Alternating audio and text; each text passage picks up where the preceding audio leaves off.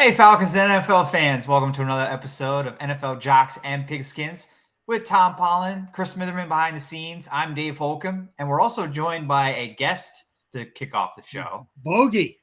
Okay, I knew that wasn't Zozo. Yeah, it's my boy cat, Bogey. He decided he wants attention just as we start the show. Right, yes. I love how that works. Right. So... Well, it's week 6 in the NFL. We should have another great show for you today over the next hour. If you're watching live, tune in. Send in your comments as you're listening. We'll get to them over the next hour. If you're watching on replay, tweet at us at TJ Pollen at DM Holcomb. We got a lot of Falcons, small tidbit topics that I think we'd like to get to today, if possible. But we want to preview tomorrow's action against the 49ers. A really important game, really, in the I don't want to oversell this, but an important game in the Arthur Smith era. In his, a year and a half into this tenure, kind of at a crossroads where the quarterback situation is right now, potentially. So it's an important game. Every game is important, but this has ramifications beyond just trying to get back to the 500 mark. Yeah, it does. And it's going to be a tough one. Again, you're facing a winning team. And the Falcons have had problems facing over 500 teams the last couple of years. So this is a big challenge for them. They, fell short last week. We can argue the whys and hows, but still fell short last week. And now, we're going to get another measuring stick for Arthur Smith. Absolutely, yeah, and we'll talk a little bit about last week's game as well. Some trade happened for the Falcons as well this past week. We'll get to that and our brief reaction over that. But we're also going to have our Love Loaves segment from the last week, even have one item from last week in the Love Loaves segment. We're also going to have Tom's picks against the spread and our prize picks, which brings us to our sponsor. Today's show brought to you by Prize Picks. Download the app in your app store. And when you do that, use our promo code ASU. That gets you a 100% match on your first deposit up to $100. So you double your money right away. And we're hoping some of our picks today, you can double your money again. Yeah, absolutely. We got to hit it today. So time to rock and roll. And we'll conclude today's show with our Super Bowl picks. I don't think we got to that last week. We'll do that again. We'll do that again today. And I have a grade for NFL Plus again. So so do I, because I am angry with the NFL Plus. I've seen some of your tweets, and I'm expecting a low mark from you for sure for NFL Plus. We can get to that when we get to that subject. And our show's every noon on Saturdays. But there's lots of other great content on Atlanta Sports Unlimited, especially with Georgia back at number 1 playing Vanderbilt today. So that should be an exciting matchup coming up at 3:30. Get your Georgia sports news on Atlanta Sports Unlimited. And Braves. Braves are facing a must-win matchup in Philadelphia today with Charlie Morton on the mound. I'll be watching that at 2 o'clock Eastern time. And I'm really interested to see how the Braves respond after yesterday. And despite, you would think they're going to respond well because they're a championship team. Right. But they did not face this last year. They were not in a situation with their backs against the wall last year. The last time they've had that was Game 7 of the NLCS after losing Game 5 and Game 6 of that series. And they lost Game 7 too. So I'm really curious to see how the Braves come out today, especially with a guy that has proven to be a big game pitcher in the past. Yeah, I think they'll come out, they're going to come out strong. This is an experienced team. They know what they need to do. They've run into a Phillies team that, has gotten hot at the right time, and which can happen in baseball. Yeah. Atlanta knows all about that. That's right. What they were last year. Exactly. Yeah. So you get hot at the right time, and in baseball, it really is true. Maybe a bottom team can beat a top team on any day. It's just if you get the right pitching, if you get the right hitting, the Phillies are a quality team. So this is not an easy team. This is not a team that the Braves should ever have been looking past. I don't think they were. Right. Yeah. They're just they just got beat and they're in a bad situation now. But yeah, Charlie Morton is the guy you want on the mound today. Strider just didn't pitch, to his capabilities, in game 3. So this is the guy, though. Charlie Morton is the man you want, except he's facing Noah Syndergaard. So that's going to be a tough matchup. Not quite the Noah Syndergaard of years past, but yeah, still a tough pitcher. Yeah. And I think I have more faith, though, in Morton in game 4 than potentially Max Fried. I would assume he's the guy that they go back to for game 5. Yeah. Even at home, I have more faith in Morton on the road. But Fried seems to pitch well every other postseason start. He has this weird rotation. Every other good start is good, and game 1 was bad. So maybe game 5, if there is a game 5, it will be good. So I wouldn't give up, Braves. Braves fans, I wouldn't give up. No. I do think the Braves have a decent shot of winning the next 2 games. As I say, championship team. You do not give up on championship teams. Yeah. So they know what it takes to get there. It is ridiculously hard to try and get through all the levels of playoffs in baseball to repeat. This is not an easy thing to do, to repeat. So hasn't happened in a really long time. Yeah, but you got to win your playing game. You got to win your 2 out of 3. Your 3 out of 5 series. And then you're going to the NLCS, and you got another playoff series before you even get to the World Series, before you get to play your American League team. Yeah. It's a tough thing. So I don't think the Brave season is over yet. I think we're going to come back out and get them today. Los Angeles Dodgers are up against the wall as well. They're facing elimination today. The Guardians won yesterday in New York. That's a 1-1 series. And I know the top seeded Houston Astros are up 2-0, but that's thanks to Yordan Alvarez hitting a couple home runs in one in game 1 to win it, and then another one to take the lead in game 2. I bring all this up because I think we'll table this discussion for another time, but the bye teams aren't doing well. And I think baseball needs to go back and look at, I know it's a small sample, but is it actually an advantage to have a bye in baseball? It's not like football where you want the rest. Baseball, you want to keep playing. And it's like the Phillies and Padres have been playing playoff games for weeks, and they're the hot teams right now. So we want to get to some Falcons talk, but it's just something that I think is worth looking at in baseball, maybe after the postseason. Well, you would think it would be an advantage because you get to reset your pitching staff. Yes, that is the big advantage. Yes. So, it's tough to say, but yeah, it seems like continuing to play games has been the advantage. So we'll see how it goes on. And, Well, I mean, the Phillies didn't have one of their aces in game 1 because they had the previous series, but the Phillies won game 1. And now they're not going to have either one of their top 2 pitchers for game 4 or game 5. We'll see if the Phillies can win one of those 2 games in advance. And see, that's supposed to be the disadvantage for the team that has to keep playing. And it is. I admit it definitely is an advantage for the Braves, but they have to take advantage of it. Right. Right. They got to do something about it. They didn't take advantage of it in game 1. So. Right. Exactly. Well, I'm assuming a lot of Falcons fans, maybe they're tired of talking about it, but I think the big conversation was the Grady Jarrett penalty called on Tom Brady. We're going to talk about that in a few minutes, talk about the matchup tomorrow first. And I teased at the top of the show that this was an important matchup for Arthur Smith and the team and the direction of the overall team. And I think it's because, we brought this up a little bit last week, but we have major concerns still after week 5 with Marcus Mariota and his play at quarterback and the passing attack overall of this team. Kyle Pitts didn't play last week, but Pitts hasn't been featured really much in the passing game. And I think the big reason for that is, well, he's being used as a blocker to help the offensive line, but also Mariota just isn't finding him.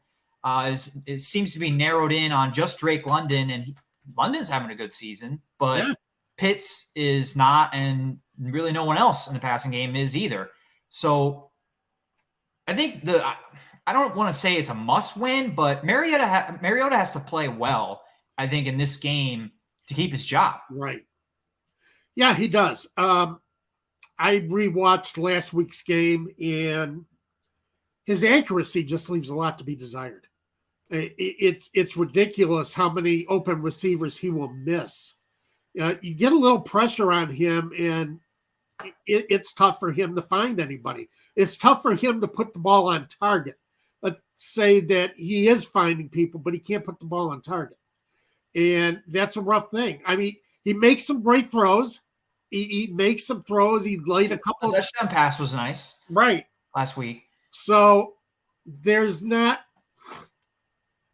that's the frustrating thing. You see him make some great throws, but not as good under pressure. If you can put some pressure on him, he's going to miss badly. And you can't keep having that. You can't keep relying on the run game here. And it's a good run game, but you can't keep relying on it. This is a passing league. If you're going to win, you got to be able to pass the ball at some point.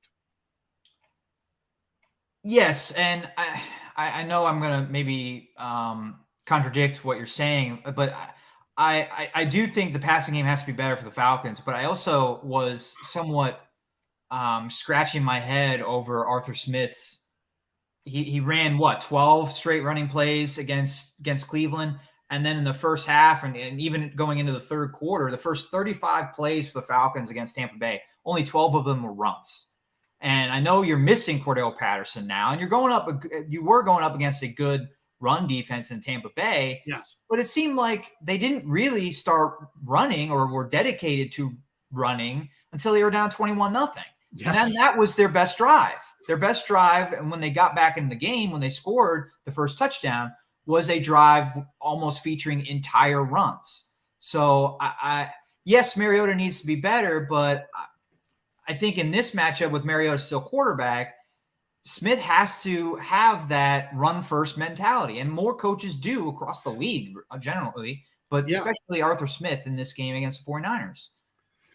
The hell of it is the Buccaneers aren't as tough against the run as they've been in previous years. They are currently 15th in yards per attempt allowed at 4.4 yards per attempt. So it's not like the Falcons couldn't have found an advantage running the football last week.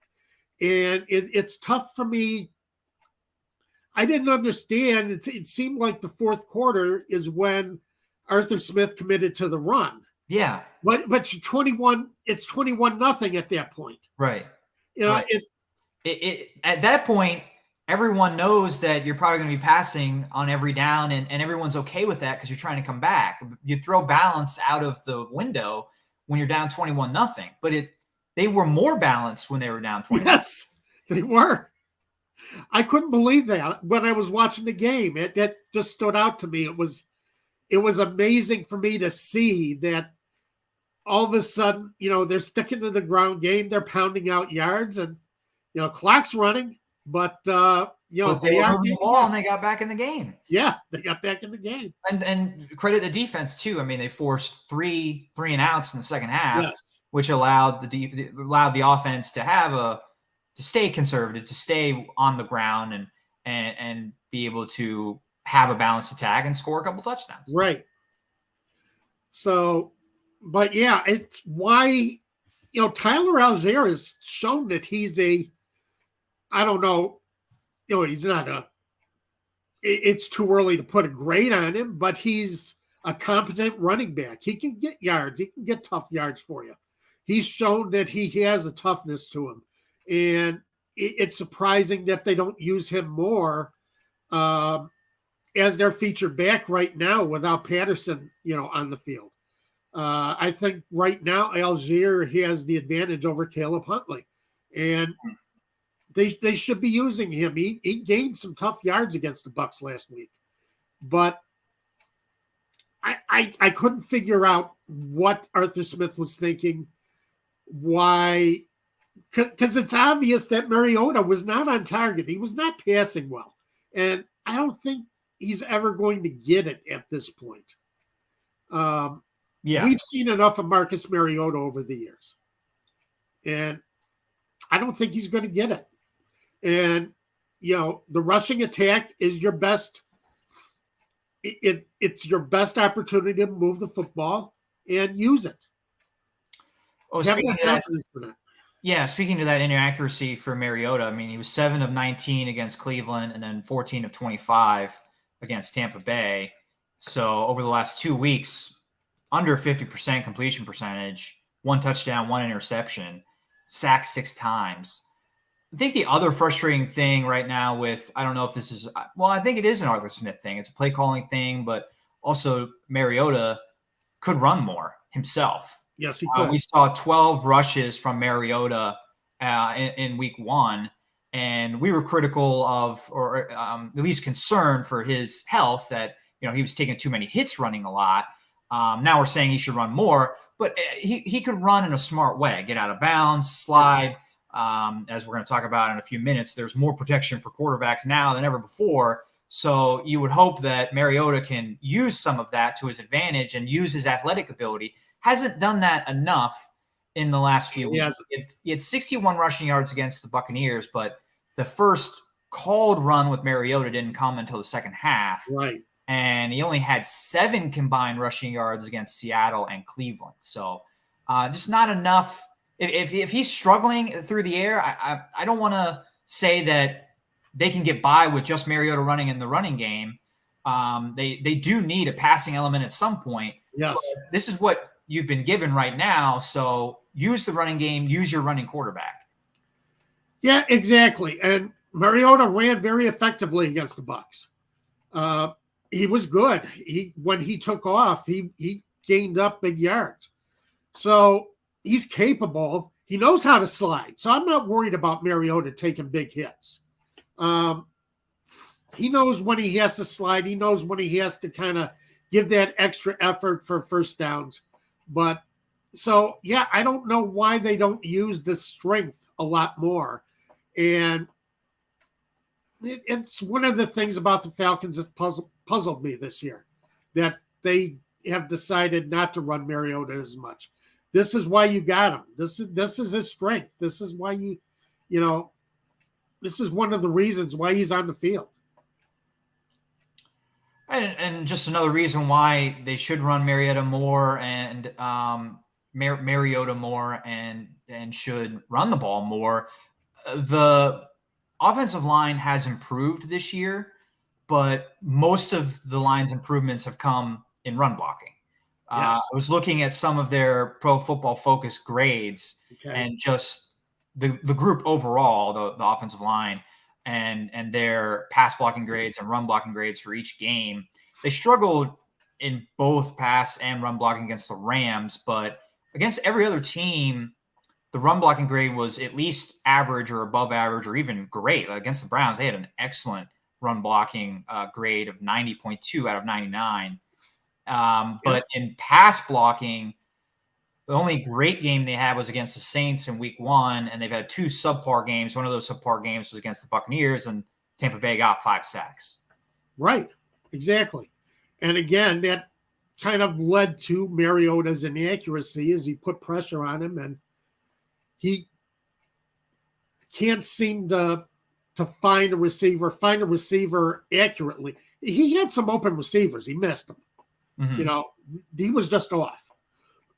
It was very frustrating to watch. And when it rains, it pours. There was one case I can think of off the top of my head where he hit Hodge on a screen, and it should have been a touchdown. It looked like there was blocking set up where Hodge could have scored. Yeah. It might have been right before halftime. I'm not sure. But Hodge dropped it. And It's just like you have an inaccurate quarterback who's not going to be regularly hitting your wide receivers. When he does, the wide receiver needs to make the catch. You have to take advantage of it. You can't just sit there and let it slide. You have to take advantage of it. Yeah, the Falcons on offense, they're 7th in rushing at 5.1 yards per attempt, which is pretty damn good. That's a good rushing average. Yeah. So, there's no doubt that this line can open up holes for the running game. They are 27th in passing protection and negative pass plays. They give up too many pressures. They give up too many sacks, and they're 27th in the league. 11.85% of the time that Mariota drops back, it's a negative pass play, either a sack or an interception. You can't have that. Yeah, it's too much. And they're facing a really tough defense tomorrow. They're banged up. Eric Armstead is out. Javon Kinlaw has been ruled out. Nick Bosa is questionable with a groin injury. So they might be facing 49ers JV team, I guess, up front, at least on the defensive line. But there's still concerns there with pass blocking against a really tough San Francisco defense. Yeah, this is going to be a challenge again. I don't know. They haven't shown that they've been able to protect. And yeah, you're going up against one of the best offensive lines in the NFL. I mean, against the run, the 49ers are first. They only give up 3 yards per attempt. So you're going to be pitting your strength against their strength, and which is going to be a fascinating thing to watch, is who prevails there as far as running the ball. But the 49ers also generate a lot of heat, and they are very tough to convert against on third down. They're third in third down conversions at 30%. So for an offensively challenged team like the Falcons, this is going to be a challenge to see what they can do to offset what San Francisco does best. And San Francisco does a lot of things best. They do a lot of, secondary and defensive line, defensive front. They're not going to be an easy team to beat. So you got to figure out which way you're going to attack that defense and stick with it. If you're going to run the ball, you got to stick with the run, even if it doesn't work the first 2 or 3 series. Sometimes sticking with the run, you can start getting the run going. You get a rhythm. And I know guys used to call it getting sweated up. You're getting, you're starting to feel it as a running back. So, it might be interesting to see the Falcons continue trying to run the ball this week and taking more advantage and challenge the 49ers at their strength. Put your strength against their strength. A couple notes about the game, Falcons and 49ers at Mercedes-Benz Stadium. It's San Francisco's first trip into Mercedes-Benz Stadium. I thought that was interesting. Yeah. 49ers haven't been in Atlanta since 2016, and Mercedes-Benz Stadium opened the following year. The Falcons are also going to be wearing their red helmets for the first time in a while. That was reported by Dave Choate of the Falcoholic. Had a story about the red helmets yesterday. Okay. And they've documented the history of the red helmets for the Falcons. I'm really looking forward to seeing them wear it. Always love seeing the old video of them in the red helmets.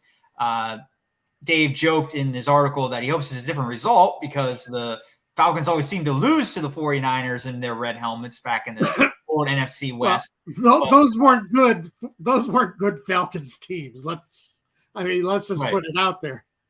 And you are playing a world champion caliber 49ers team. So, yeah, the Falcons did not do well in those red helmets anyway because it wasn't a good team that they were fielding in those years. Right. Yeah. It wasn't – they didn't do well really against anyone, but I guess particularly poorly against the 49ers. And that brings me to the series history. You like history, Tom. So I wanted to bring this one up. The Falcons are 32-48-1 all time against San Francisco 49ers. Tomorrow's matchup will be the 82nd in the series' history. That is second most for the Falcons, second most matchups against any team other than the Saints. Wow. So the Saints first, and then the 49ers currently tied with the Rams. I guess the matchup in week 2 moved the Falcons-Rams back into a tie for second with the 49ers. But now the Falcons' second most ever matchups after tomorrow will be against the 49ers. That, of course, is because they used to be division rivals back in the NFC West for years and years, playing twice a year. Yeah. That's great. That's interesting to hear. I did not know that they played them that much. You always talk about the Falcons against the Saints, but that's an interesting rivalry that you're looking at there.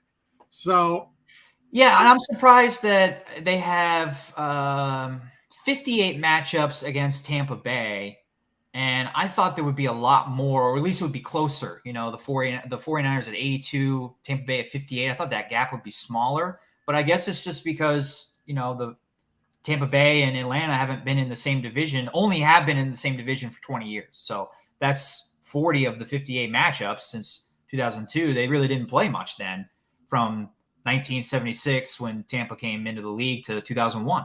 And San Francisco and Atlanta were playing every year at that time, twice a year. Tampa was in the NFC Central. Yeah. Oh, they were playing the Lions, Vikings, Bears, and Packers. So that's where they were making their, playing all their division games for a long time, twice a year. So it was kind of fun. This, every now and then you get the cold weather teams get to go down to the warm weather city, warm weather Tampa, and beat the crap out of a bad Buccaneers team. Oh, and I loved the stat about, Tampa Bay being winless in games, below 40 degrees or something. That stat came up all the time when I was a kid. Of course, they kind of put that to bed with the 2002 championship game in Philadelphia. But, that was a fun stat for a while. And the Tampa Bay-Green Bay rivalry, Warren Sapp, Brett Favre back in the day, that was interesting. Yeah, the NFC Central used to be a really interesting division. Yeah, all the old-timer teams, all these teams that have been around for a while, established rivalries, and they threw Tampa Bay into the division. Well, the division set up for the NFL makes a lot more sense than it did in the late 90s. Yes, it does. I was growing up, I was like, Carolina's in the West? Atlanta's in the West? Why the hell are they? Yeah. What is going on? Like, I don't understand why Atlanta and San Francisco couldn't be farther apart from each other. Why are they in the same division? Right. It makes a lot more sense now. Yeah, exactly.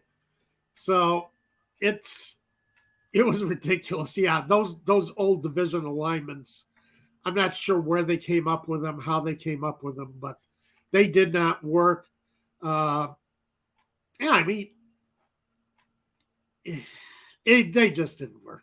So let's just put it that way. But real quick, I want to move on from the Falcons, but do you have any reaction to the Deion Jones trade? Not really. Deion Jones, I said earlier this season, this was a free year for him. You could find out what you had in him. You could see if there was anything to be salvaged with Deion Jones. Now, he hasn't played.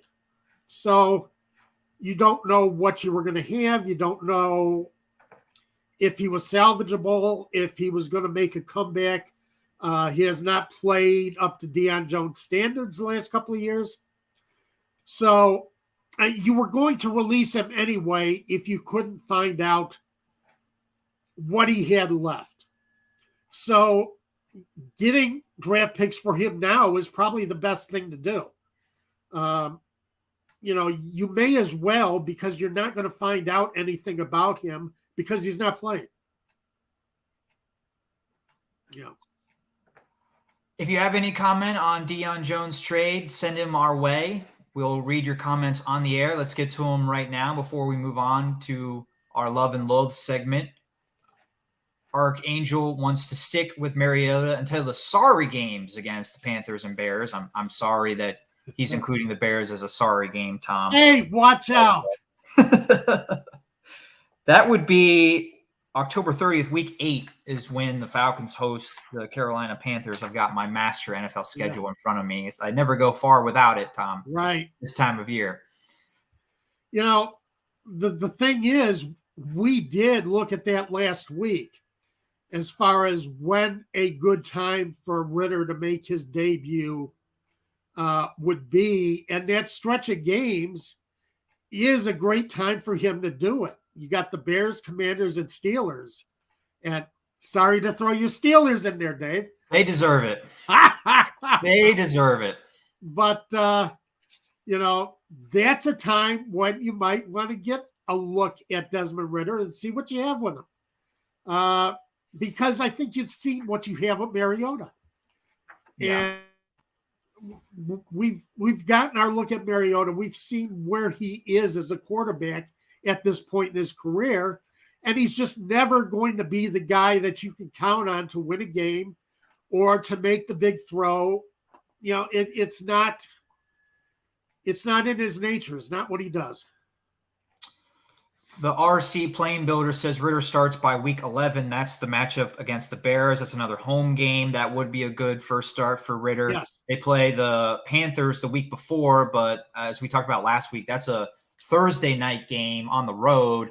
It would make more sense to wait to start him against the Bears. He has extra preparation and a home game. But, you know, I kind of have at this point, unless Mariota shows something tomorrow, I've got that first matchup with the Panthers circled. I think he's going to start. I think he's going to start that game. And RC Plane says by week 11. So he's not saying in week 11. He's saying at least by week 11 right. He's starting. Archangel comment about the throwback uniforms. He wants to throw back red jerseys as well. I would love to see the throwback red. I really would. I love those jerseys. So I'm all for that, Archangel. I'm with you.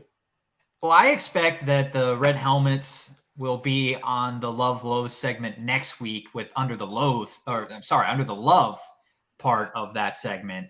But the tackle of Tom Brady and the roughing the passer penalty, and then on top of that, Chris Jones getting the roughing the passer penalty on Monday Night Football when he tackled Las Vegas quarterback Derek Carr with the ball, mind you. Jones had the ball. Yes, he did. And got called for roughing the passer. Absolutely the biggest loathe that we'll have this season. I can't talk at all or emphasize enough how much I hated both of those penalties. For one, I don't know what else Jarrett can do. I mean, he didn't unnecessarily throw Tom Brady down. That was inaccurately described by Jerome Boger in post-game presser or whatever they have for referees. And he didn't slam his body on him. Nope. Didn't do anything with extra malice. The player that had extra malice was Tom Brady. Yes. Tom Brady tried to trip Grady Jarrett. So at the very least, it should have been offsetting penalties and you replay third down. But instead, they missed the trip, give Grady Jarrett the 15-yard automatic first down, and the Falcons are robbed of a chance of trying to win the game. Right. And, you know, that is a type of loss that can cost coaches jobs. It should cost referees jobs too. It really should. Yes. It really should. Because Jarrett was doing what they've been telling defensive linemen to do the last couple of years. Go down with the quarterback on top of you and not with you falling on top of the quarterback. Well, Grady Jarrett was just completing, you know, the play as far as rolling. And yeah, I mean, yeah, it looked like it was a little rough on Brady, but Jarrett was just, you know, he was going to the ground and he was rolling to finish his momentum. There was nothing he could do. It's not like he could stop. That's the direction he was going. And he made it a point not to really land on Brady as he was coming over. So, I mean, Jarrett did everything right in that situation and got penalized for it. I just couldn't believe it when I saw that. It gave, you know, it took away a chance for the Falcons to make a last minute run at trying to win the game. Yeah. And you can blame that right on the referees. Well, blame the fact that the Falcons got off to were losing 21-0 in the fourth quarter. Of course. But, yeah. I mean, one play doesn't make a game. One call. I've always said that you got to overcome the bad calls. right. And the Falcons had a chance before that play to stop Tampa Bay on third down, and they committed a penalty on that third down too, which was a legitimate penalty. So they had their shot to try and get the ball back, and you got to try to score earlier than the third quarter. But I still thought it was an atrocious penalty, and the Chris Jones one was too. Earlier in the game, Kansas City won, so it had no impact on the outcome. But that cost Kansas City 3 points. The Raiders get 3 points because of that penalty at the end of the half. And Chris Jones did fall on Derek Carr, but Chris Jones had the ball. Chris Jones is the ball carrier at that point. Isn't there like a different grading system for, the fact that the ball is out and he's not hitting him late? He's not hitting him for a sack and driving him into the ground. He's actually going for a loose ball. Yeah, there's got to be a different criteria for that. There should be. If there isn't, there really needs to be. There's got to be accountability for what these officials call. And the NFL needs to take Bogart aside and look at the tape, and whoever is the director of officials right now needs to really review that with him and say, look, this wasn't a matter of Jarrett throwing Brady to the ground. This is a matter of Jarrett finishing his role. And, there's nothing else you can do. But, of course, we all know Tom Brady's made of glass, too. So, I mean, that's just the way it goes. Troy Aikman suggested to make roughing the passer reviewable, which I think is an awful solution. So do I. I don't. We saw what happened when they made pass interference reviewable. Yep. It didn't work, and they threw it out. Just throw out the slamming the body weight penalty thing. Throw it out of the book. You can't have that penalty and have sacks. You can't have that penalty and play football. There's no way to tackle the quarterback without some of your body weight landing on the guy. Yes. And, this leads me kind of into my second thing that I loathed, not over this past week, it was from last week, but Joe Burrow's comments about concussions and how he was so caviar with it and just so cavalier with it. I thought I had his quotes here, but yeah, I got him here. Yeah, I remember the quotes, but go ahead and he says, I've had some concussions where I don't remember the second half and I don't remember the entire game, or I know I got a little dizzy at one point, but nothing long lasting. He said this on Colin Cowherd's podcast a little more than a week ago. He also went on to say, you have 300-pound men running 20 miles an hour, trying to take your head off while you're still standing, trying to ignore it and find receivers that are open. And just basically implied that anybody playing football has signed up that they're going to be hit with concussions, and that's just kind of the way it is. And Burrow misses the whole point. The point is not the point with Tua and this whole concussion discussion to begin the 2022 season. It's not about trying to eliminate concussions from football. The point is how we deal with concussions when they happen. Yes. And Tua's concussion, how it was dealt with was completely not what you're supposed to do. Nope. And no one is trying to take hitting out of football, although I guess they're trying to take it out with these, landing on the quarterback penalty. Right. But that's not the solution. And that's the other thing that what irked me about the Monday Night Football telecast was Joe Buck said, well, we're going to have more of these penalties because the NFL is trying to protect quarterbacks after what happened to Tua. Completely two different things. Landing on a quarterback and a quarterback breaking a collarbone. Right. There's no way to protect a quarterback from that type of injury. Nope. But we can protect them from head injuries to a certain extent and try to eliminate head-to-head, helmet-to-helmet hits. And the other thing that we can do with concussions is when one happens, don't let that player back into the game. Right. And Joe Burrow doesn't seem to understand that that's really the big concern, not that this, tough guy mentality of, well, we just got to play with concussions when they happen. Yeah, you're right. It isn't the same thing. In Tua, they use the excuse that, well, it was his back, not his head. It was you knew it was a head injury. You knew he had no business going back out on the field in that game. So, and you knew he had no business being out on the field on Thursday night. It just, right. It was ridiculous. And that's where the NFL concussion protocol lost, where it failed. It's because you could see in both instances that Tua was seriously hurt. And they ran him back out there even though they knew he had a concussion. And you can't do that. That's what is supposed to be avoided. That's what this protocol is for. And it was unavoidable. I mean, we can not allow body weight on the quarterback. We cannot allow helmet-to-helmet hits. We can eliminate all of that from the game. Tua's concussion came when he got shoved to the ground and he got whiplashed and his head hit into the turf.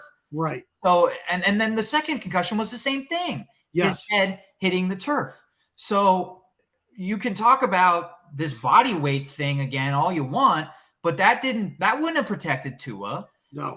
So, we gotta on one hand allow defenders to sack the quarterback, but then when dangerous hits happen, like against Tua, or when Joe Burrow is talking about not being able to remember stuff, which I think is from before the NFL, back in college or maybe even high school, that stuff needs to be treated differently. Yeah. And guys shouldn't be allowed back into the field, back into the game. Archangel says textbook sack there from Grady Jarrett. I'm assuming he's talking about Grady Jarrett, but I think he could be talking about he's talking about Jarrett. Chris Jones as well. And Larry Orange bringing up a great thing with the fine for Brady. Yep. What's funny is that Brady got fined for kicking Grady Jarrett. Grady Jarrett didn't get fined. So I think that tells you right there what, the NFL is saying about how they feel about, I think that indicates that the NFL, the league office, disagrees with how the game was officiated on Sunday. But I'm sure Falcons fans are exhausted about talking about it, and we'll move on now too. I do want to get one other thing in my Love Lowe's segment. Ron Rivera's rant defending Carson Wentz. I really liked it. Wentz has been a battered quarterback the last couple of years, in some cases rightfully so. But and then it seemed like Rivera was trolling him when asked on, I think it was Tuesday, when he was asked about, well, what's the difference between you and the other winning teams in the NFC East? And he just simply said quarterback. Yeah. Completely throwing Carson Wentz under the bus. Then it comes out in a report that Washington Commanders owner Daniel Snyder was really the guy that wanted Carson Wentz, not Ron Rivera or anybody else in the Commanders organization.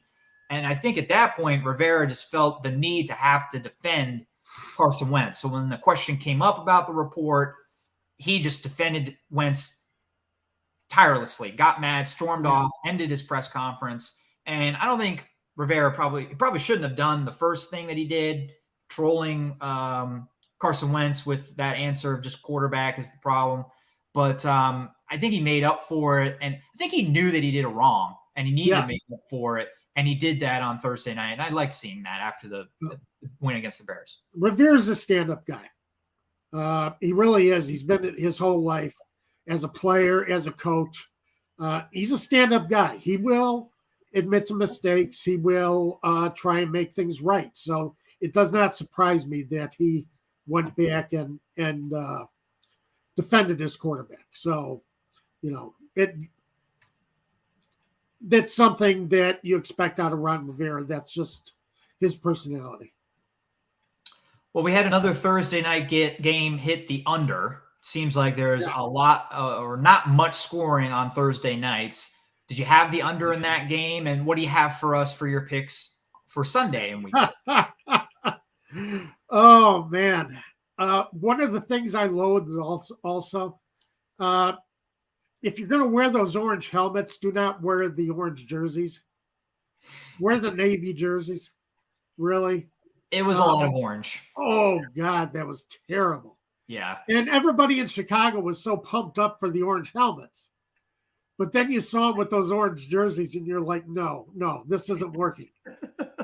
So, yeah, it was terrible with the under with that game. But as far as picks for this weekend, I got 3 for you. So you can go ahead and do your 3-game parlay and get your 6-1 return on your bet.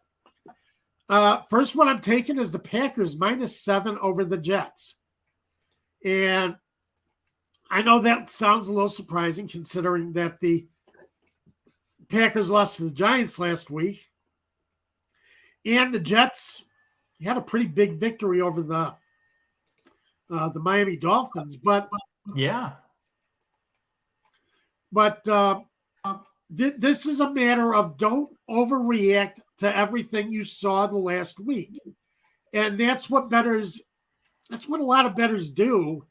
And that's why spreads end up the way they are. They bet according to their perception of a team and not basically what they saw out of a team. Zach Wilson was only 14-21 for 210 yards last week.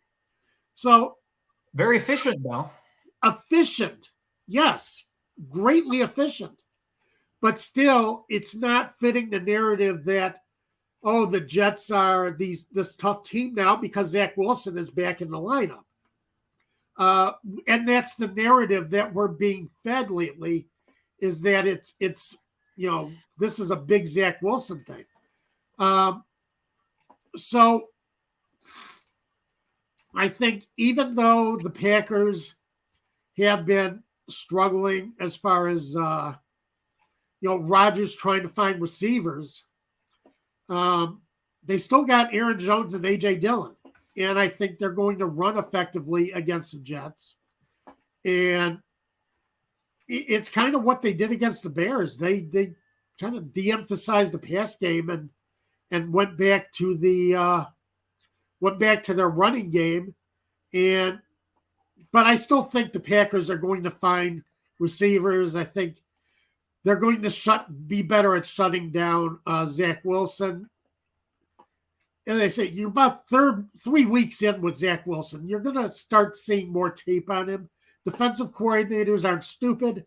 They will figure you out. And let's see how it happens this week. I'm taking the Jets. Rams -10 versus the Panthers.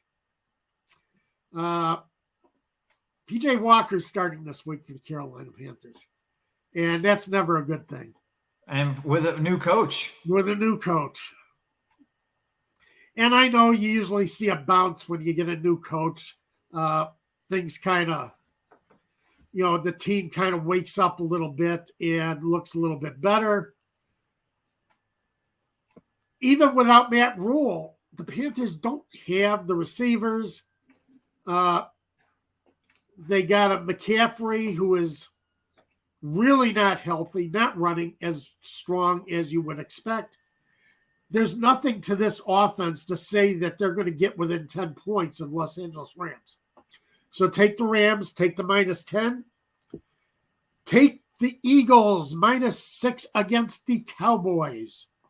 The Eagles continue to fly. The Miami Dolphins, 72 Miami Dolphins, do not get to pop the champagne corks yet. So,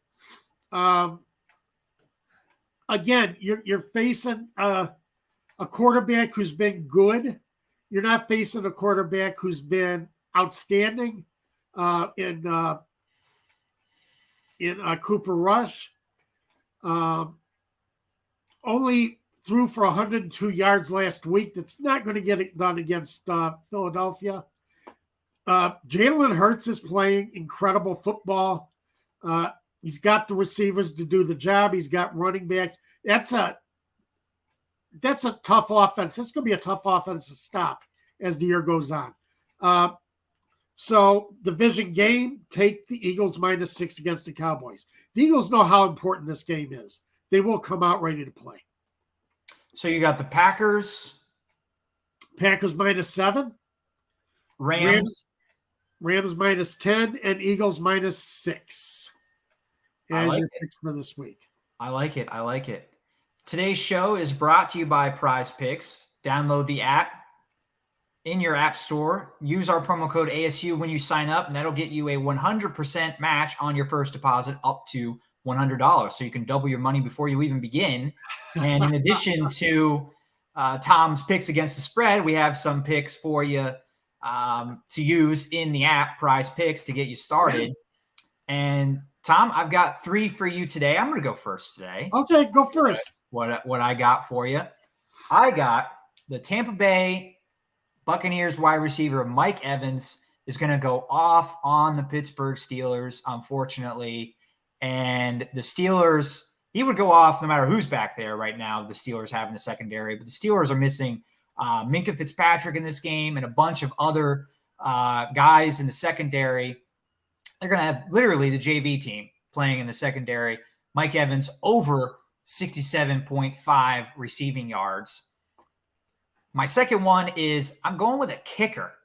Evan McPherson, 6.5 kicking points for the Cincinnati Bengals against the New Orleans Saints. The Saints have given up more than 6 kicking points to kickers in every single game this season. McPherson has reached 7 kicking points in 3 of 5 games this season. Didn't get it last week, but hit it in the 3 prior games. So if you want to do McPherson 6.5 kicking points, you could also do McPherson 1.5 field goals. I think he'll get 2 field goals and an extra point. That's 7 points, and that'll get you either one. But you can only do one, unfortunately. You can only pick one player per entry. So my third guy is I'm going back to that Steelers-Buccaneers game, and I'm going with George Pickens at wide receiver. 4 receptions. I think he'll get 5 or 6. He's gotten 6 the last 2 weeks. He's been the most consistent, really the only consistent receiver for the Steelers. And Kenny Pickett seems to have a connection with him already. Pat Freiermuth is the other receiver that Pickett seems to like early on in his career, but Freiermuth not playing in this game. So I think Pickens will get you to 5 receptions. And those are my 3 guys. Nice. I like it. I like your reasoning. That sounds great. One that I'm going to take is Justin Jefferson. I can't read my writing. 88.5 receiving yards. Boy, I'm telling you, it's bad when you're trying to write quick and you just can't put it together. Can't read my writing anymore. Well, good for you sticking with the old school notes. I have converted for our show at least, and my notes are on a computer. So. Okay. Yeah, well, I'm old school. You know, I'm all about old school. Breece Hall was top receiver last week for the Jets, 100 receiving yards. Yeah. I think that they can Jefferson has been hooking up. He's been he and Cousins are getting on the same page finally again after week 1. And I think Justin Jefferson does go over 100 yards this week. Lamar Jackson is our quarterback. I like at 57.5 rushing yards. So let's see. So I do, Jackson is going to give you big rushing yards anyway. They're playing the Giants. The Giants do like to blitz.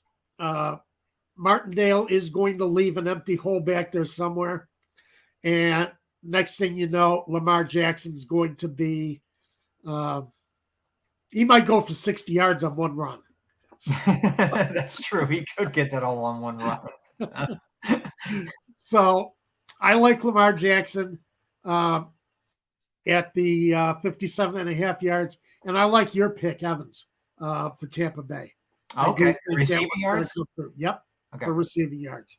So I do like that one. I think that's a fantastic pick, and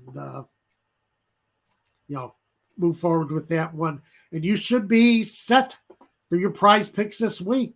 Sign up, get matched at $100. For dollar up to 100, and using our promo code ASU, that's what you get when you sign up. And use our picks. You could, if you like a lot of our picks, you can use 5 of them and do a huge entry. If you get 3 of them right, you get a payout. And then if you hit 4 or 5, you get a bigger payout. So if you really want to go big, you could do that. Just drop the one that you like the least of our 6 and do a 5 player entry. Or you can, if you want to go conservative, do 3 of the 6 guys that we've suggested. Yeah. And you don't have to do football. That's true. They got tons of ways you can bet on, do prop picks on sports.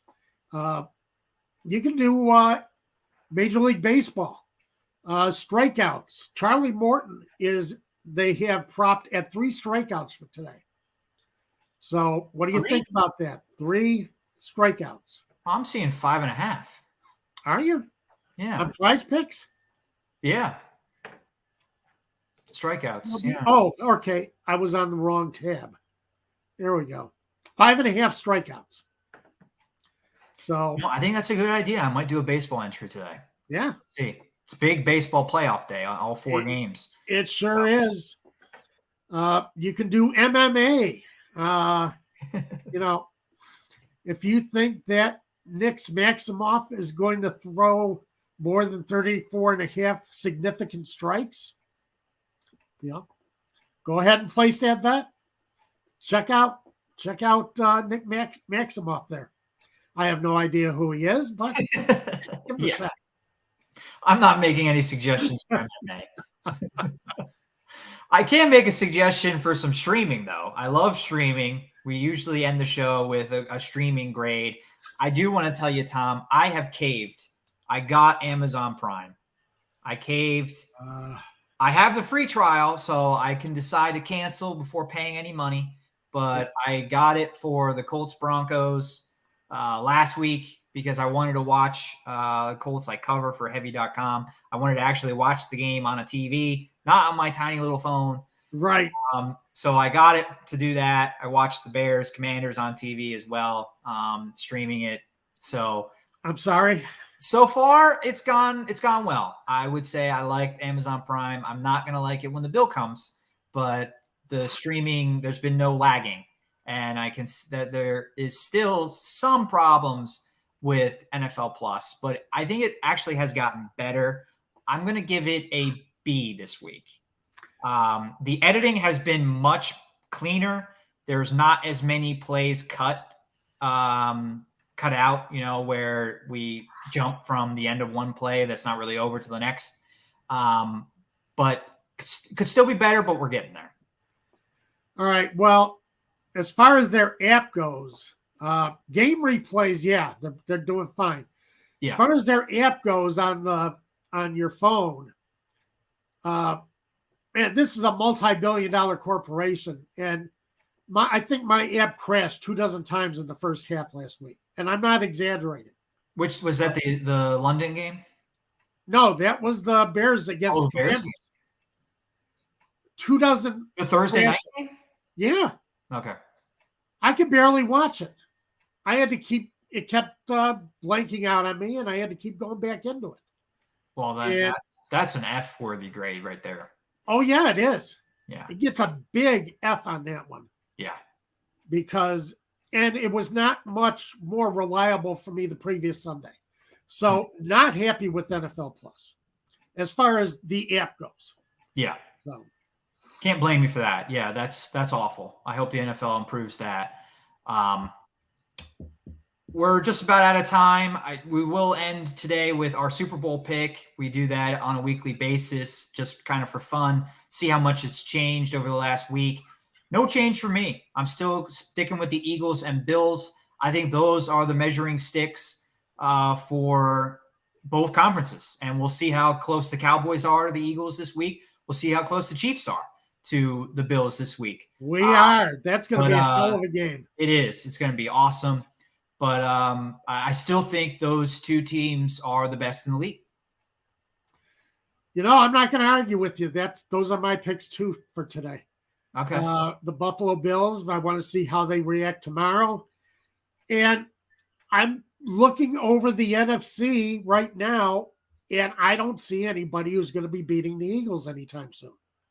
So it's just the way it is. And it's not a strong NFC. And I do think the Eagles are the class of the conference right now. Completely agree. A lot can change. It's only the middle of October. Right. But the Packers are down. The Buccaneers are down. The Rams are way down. You don't really know what you're getting with the Cowboys because of the quarterback situation. They're playing well, but still want to see how they do against a really great team tomorrow. Yep. So, I mean, the Eagles have played well, but kind of by default that they're the best team in the NFC, definitely. Right. Exactly. So, without a doubt, the way Jalen Hurts is playing, you've got to look at them as the favorites right now. We'll see how it goes as the season goes on. But, yeah, after 5 weeks, this is where I'm at, same place you're at. Thanks for tuning in, everybody. We'll be back at noon next Saturday. 11 a.m. next Saturday. 11 a.m. Central Time. My time. Follow Tom at TJ Pollen on Twitter. Follow me at DM Holcomb. See you next week. Have a great week.